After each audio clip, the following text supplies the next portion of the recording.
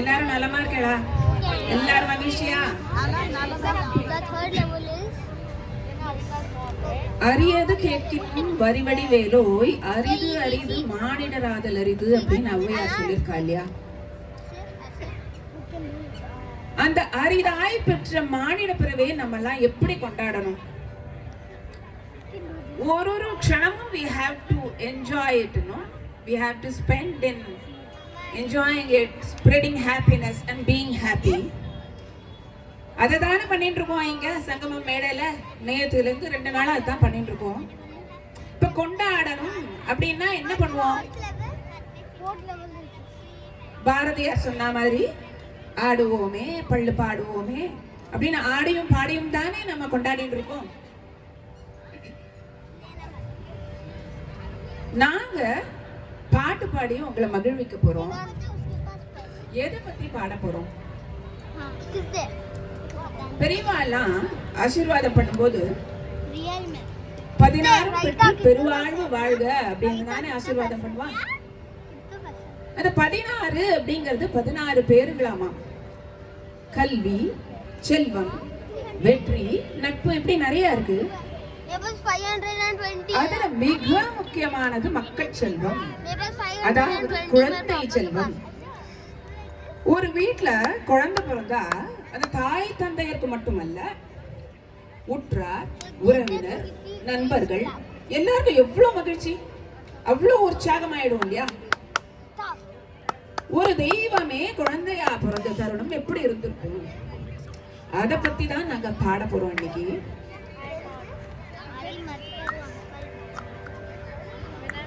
கோகுலத்துல தங்களோட அரசனான நந்தகோபன் யசோதையோட அரண்மனையில ஒரு குழந்தைய வந்து பிறந்தாச்சு அப்படிங்கிற செய்தி பரவி இருந்தான்.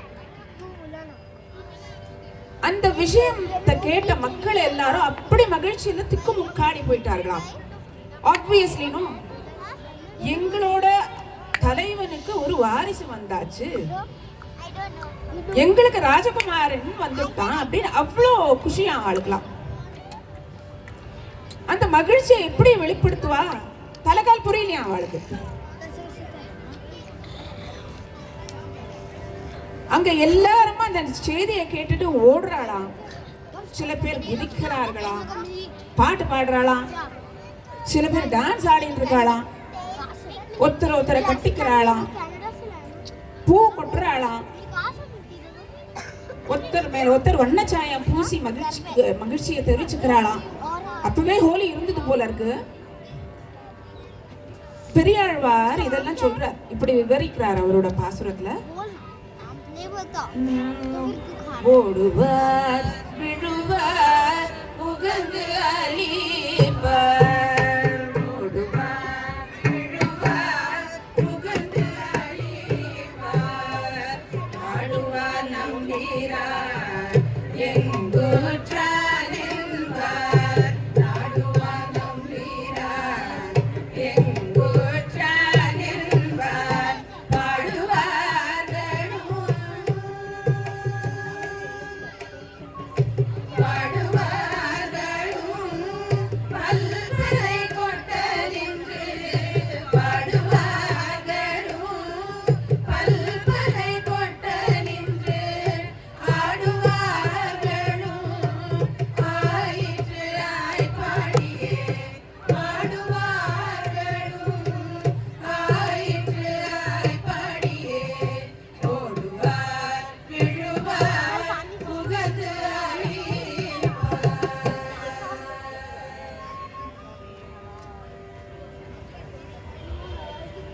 கொண்டாட்டம்னா கொண்டாட்டம், அப்படி கொண்டாட்டம். முதல் கிருஷ்ண ஜெயந்தி ஆச்சு, எப்படி இருந்திருக்கணும் இல்லையா? ஆச்சு, தொட்டில் போட்டாச்சு, கண்ணன் அப்படின்னு பேர் வச்சுட்டா குழந்தைக்கு. கண்ணே ஆனவன், அதனால கண்ணன் பேர் வச்சா போல இருக்கு. அந்த குழந்தைய யசோதைய தாலாட்டு பாடி தூங்க வைக்கிறா. என்ன சொல்லி தூங்க வைப்பான் குழந்தைய? குழலினிது யாழினிது தம் மக்கள் தம் மழலை சொல் கேளாதவர் அப்படின்னு திருவள்ளுவர் சொல்லியிருக்காரு இல்லையா? The sweetest thing you can hear is மழலை சொல் அப்படிங்கிறார் திருவள்ளுவர். isn't it true? தாலோ தாலேலோ தாலேலோ உயிரிசை குழலோசை உன் கொஞ்சம் மொழி கிடையாமோ உயிரிசை குழலோசை உன் கொஞ்சம் மொழி கிடையாமோ குண்டமன சஞ்சலங்கள் பஞ்சாய் பரந்திடுமே கொண்டமன சஞ்சலங்கள் பஞ்சாய் பரந்திடுமே கண்ணே என் கண்மணியே கண்ணனே கண் வளராய் மண்ணுலகில் என் வாழ்வு வளம் பெறுவது துரித கண்ணே என் கண்மணியே கண்ணனே கண் வளராய் தாரோ தாரோ தாலேலோ.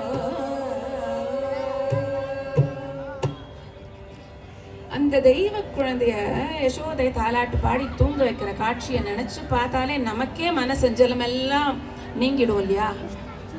அப்புறம் இன்னொரு விஷயமும் தோணும். கண்ணன் பிறந்தனோ தேவகிக்கு ராத்திரியோட ராத்திரியா வசுதேவர் அவனை தூக்கின்னு வந்து யசோதை கிட்ட சேர்ப்பிச்சா இல்லையா? அந்த குழந்தைய யசோதை தான் தாலாட்டு பாடி பால் ஊட்டி சீராட்டி வளர்த்தா. அவதானே அவனை அப்படி அலங்காரம் பண்ணி அழகு பார்த்தா. இன்னும் அந்த பரந்தாமனே முதல்ல அம்மான்னு கூப்பிட்டது யசோதைய தானே. இந்த பேரு கிடைக்கிறதுக்கு அவ எத்தனை ஜென்மம் புண்ணியம் பண்ணிருக்கணும், என்ன எல்லாம் தவம் பண்ணிருப்பா அப்படின்னு தோன்றது இல்லையா? ஈரேழு புவனங்கள் படைத்தவனே ஈரேழு புவனங்கள் படைத்தவனே கையிலேந்தி சீராட்டி பாலூட்டி கையிலேந்தி சீராட்டி பாலூட்டி தாலாட்ட என்ன தவம் செய்தனே யசோதா எங்கும் நிறையே பரபிரம்மம் அம்மா என்றழைக்க என்ன தவம் செய்தனே யசோதா.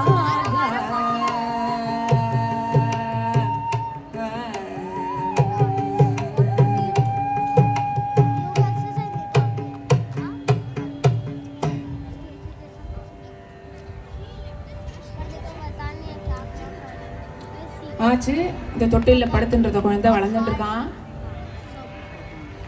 அப்புறம் தொட்டிலேன்னு மெதுவா இறங்கி தவழ ஆரம்பிச்சாச்சு குழந்தை. தவழ்ந்து தவழ்ந்து அம்மா கையை பிடிச்சி ஒரு அடி வைக்கிறது, தொட்டில பிடிச்சி இன்னொன்று அடி வைக்கிறது. அப்புறம் இன்னும் கொஞ்சம் வளர்ந்து யாரும் ஹெல்ப்பும் எனக்கு வேண்டாம் அப்படின்னு தத்தி தத்தி நடந்து வரணும். அந்த கண்ணனை தானே நம்ம ஆத்துல கிருஷ்ண ஜெயந்தி அன்னைக்கு கோலத்துல காலை அரைஞ்சு வரவேற்கிறோம். சின்ன சின்ன பதம் வைத்து கண்ணா நீ வா, சின்ன சின்ன பதம் வைத்து கண்ணா நீ வா, செஞ்சிலம்பு குழல் கொஞ்சம் என்னை அழவா, சின்ன சின்ன பதம் வைத்து கண்ணா நீ வா.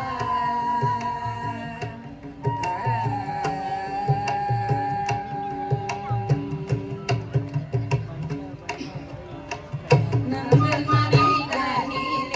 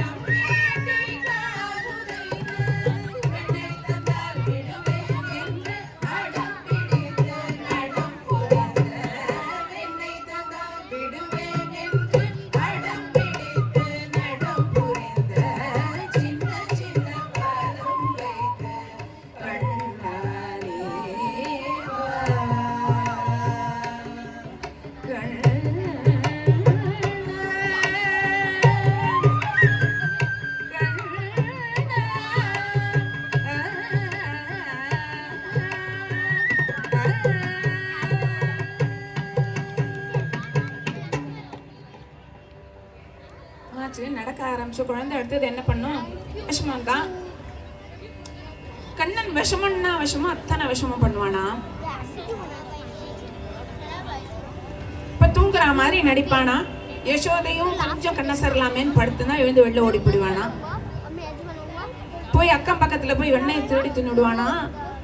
ஃப்ரெண்ட்ஸோட விளையாட போறேம்மா அப்படின்னு போக வேண்டியது, யார் மேலேயாவது கல்ல தூக்கி போட வேண்டியது, பின்னல் பிடிச்சி இழுக்கிறது, எதையாவது சொல்லி அழ விட வேண்டியது. அவன் பண்ண விஷமத்துக்கு அளவே இல்லை. அத்தனை ஆழ்வார்களும் மியூசிக் கம்போசர்ஸும் பாட்டு பாடி இருக்கா அதை பத்தி. விஷமக்கார கண்ணன், விஷமக்கார கண்ணன், பொல்லாத விஷமக்கார கண்ணன், விஷமக்கார கண்ணன், பொல்லாத விஷமக்கார கண்ணன். வேடிக்கையை பாட்டு பாடி விதவிதமாய் ஆட்டம் ஆடி நாளைக்கு ஒரு நீரை செய்யும் நந்தகோபால கிருஷ்ணன். விஷமக்கார கண்ணன், பொல்லாத விஷமக்கார கண்ணன். நீலமேகம் போல இருப்பான், பாடினாலோ நெஞ்சில் வந்து கூடியிருப்பான். நீலமேகம் போல இருப்பான், பாடினாலோ நெஞ்சில் வந்து கூடியிருப்பான். கோலப்பனா குழலூதி, கோலப்புல்லா குழலூதி, கோபிகளை கள்ளமணி கொஞ்சம் போல வெட்டிக்காணி என்று வீட்டு ஆட்டமாடும் விஷமக்கார கண்ணன், பொல்லாத விஷமக்கார கண்ணன். நாளைக்கு ஒரு லீலை செய்யும் நந்தகோபாலன்னு பாடினோம். அவ்வளோ விஷமமா. இந்த காலத்துல குழந்தைகள் அம்மா ஏதாவது லேப்டாப்ல பிஸியா இருந்தா போய் கொழையாடையில போய் தண்ணி கீழே நிற்கும். அப்படியே இல்லையா, அம்மா கிச்சன்ல ஏதாவது பண்ணும்போது தலையில மாவை கொட்டி நிற்கும். இல்ல ஒரு மொபைல கையில கொடுத்துட்டா சமத்தா உட்காந்து ஸ்க்ரோல் பண்ணிட்டே இருக்கும். அது எப்படி பிறந்த குழந்தை கூட ஸ்க்ரோல் பண்றதுன்னு தெரியல. அந்த காலத்துல இதெல்லாம் இல்லையே. கண்ணன் தீராத விளையாட்டு பிள்ளையா இருந்தான். கண்ணன் அப்படின்னா ஞாபகத்துக்கு வர இன்னொரு விஷயம் அவனோட புல்லாங்குழலும் அதுல இருந்து வர இனிமையான கீதமும் தான். அது இனிமைனா இனிமை அவ்வளோ இனிமையா இருக்குமா? அதை கேட்டு அங்க இருந்து வாழலாம் மயங்கி போய் வாய திறந்து கேட்டுன்னு இருப்பாளாம். ஆடு மாடு கூட புல்லு மேய்க்காதான், வெறும்னா கொண்டு கேட்டுன்னு இருக்குமா. பறக்கிற பறவை கூட ஸ்தம்பிச்சு போயிடுமா. புல்லாங்குழல் கொண்டு வருவான்,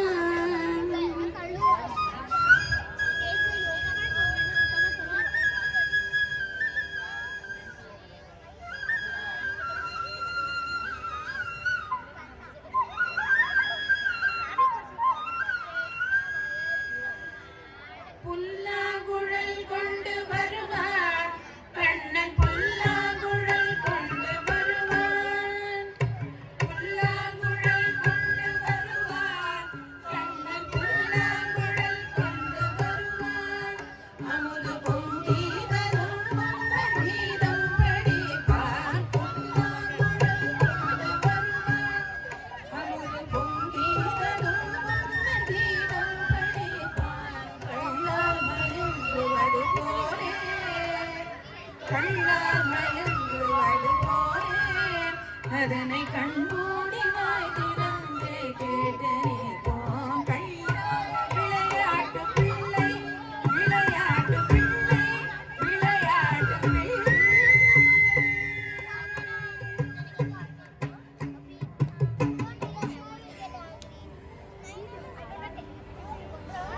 நம்ம கண்ணனை பத்தி ஏதோ பேசிட்டு இருக்கோம். சாதாரண குழந்தை மாதிரி ஏதோ தாலாட்டு பாடிடான், விஷமம் பண்ணா, ஓடினா, ஆடினா, புல்லாங்குழல் வாசிச்சான்னு பேசிட்டு இருக்கோம்.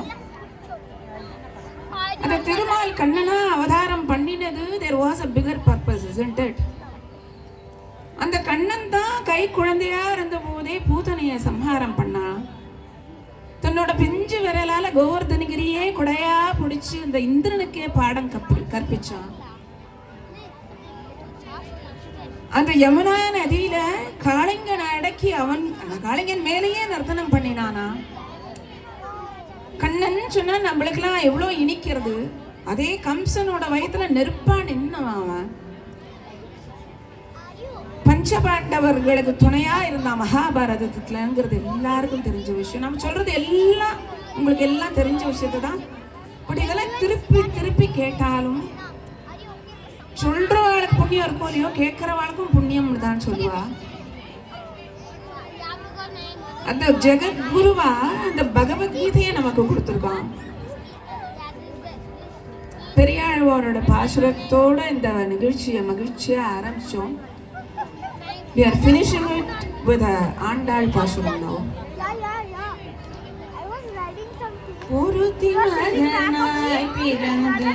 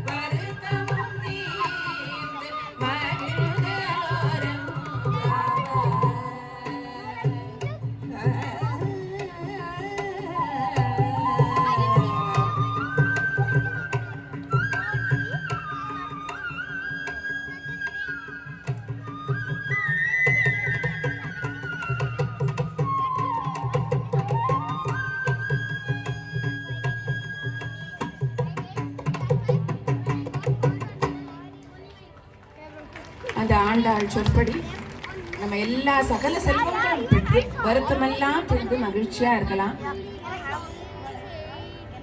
Our sincere thanks to the Sangamam cultural team who immediately supported in all the way possible when we wanted to do this program. Thanks to my dear friend Meena Ganapati, who was a rock solid support, and all my dear singers with me, Sri Ramanathan and Balachandran. Thank you all.